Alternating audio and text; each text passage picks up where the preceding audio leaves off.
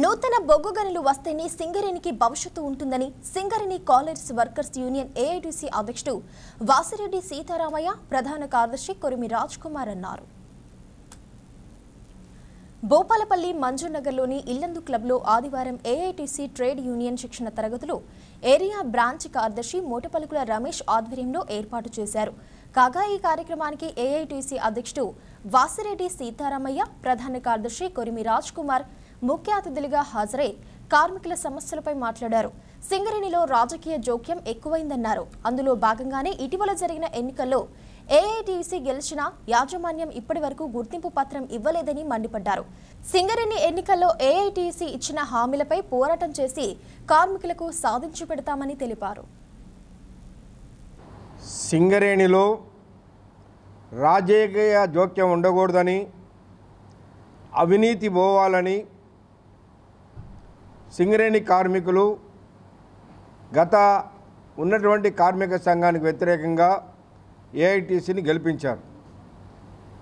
ఇవాళ సింగరేణిలో రాజకీయ జోక్యం పెరుగుతూ ఉంది, అవినీతి కూడా తగ్గడం లేదు.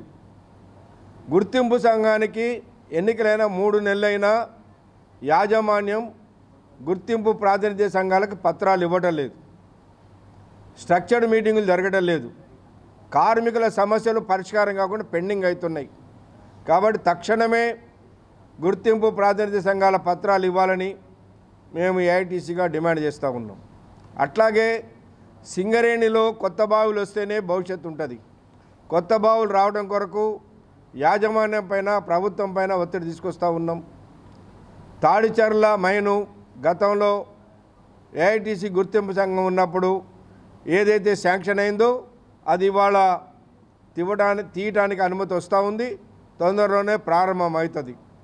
అట్లనే గతంలో ఏదైతే బిడ్ ద్వారా ప్రైవేట్ వాళ్ళకి ఇవ్వడానికి ఇచ్చేశారో ఆ బిడ్లో సింగరేణి కూడా పాల్గొనాలి. లేకపోతే పార్లమెంట్లో అయిన చట్టాన్ని మార్చలేము ఇప్పుడే. కాబట్టి ఆ బిడ్లో పాల్గొంటేనే సింగరేణి కొత్త మైన్స్ వస్తాయి. కాబట్టి పాల్గొనాలని ప్రభుత్వానికి మేము రిప్రజెంట్ చేశాం. ప్రభుత్వం కూడా అంగీకరించింది. తొందరలోనే కొత్త మైన్స్ మనకి వచ్చే అవకాశం ఉన్నది. అట్లాగే సింగరేణిలో ఉద్యోగాలు, సింగరేణిలో ఎలిజిబుల్ పర్సన్స్ ఉండగా బయట వాళ్ళని తీసుకోవడం ద్వారా లక్షల కోట్ల రూపాయల కుంభకోణాలు జరిగినాయి. కాబట్టి ఈనాడు క్లరికల్ ఉద్యోగాలు కానీ, ఐటీఐ కానీ, డిప్లొమా హోల్డర్స్కి కానీ, బీటెక్ చదివినటువంటి వాళ్ళకి కానీ ఇవన్నీ కూడా ఖాళీలు పూర్తి చేయాలని రిప్రజెంట్ చేశాం.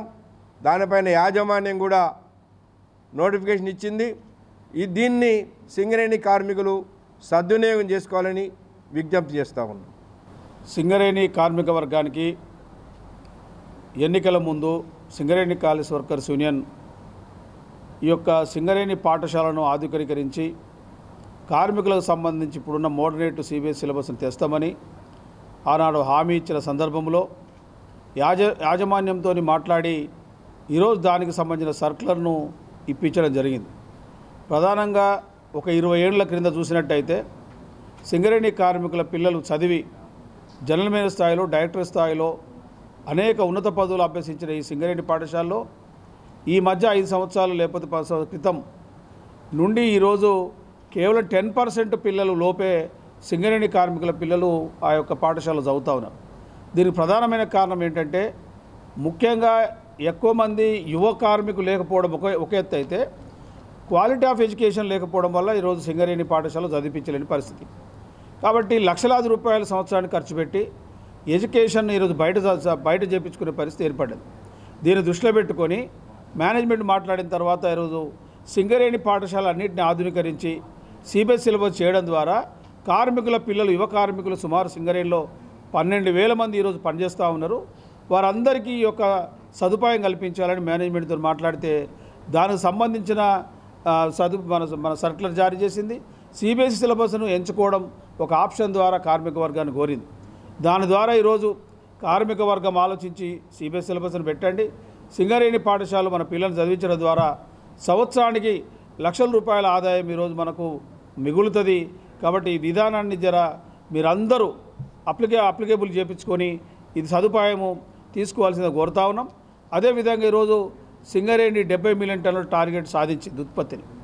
దానికి గతంలో మేనేజ్మెంటు స్వీట్ ప్యాకెట్ ప్రతి కార్మికునికి ఇచ్చేది, దాన్ని కూడా 1 కేజీ స్వీట్ ప్యాకెట్ ప్రతి కార్మికునికి ఇవ్వాల్సిందిగా మేము సింగరేణి మేనేజ్మెంట్ను ఉత్తరం ద్వారా కోరినాం.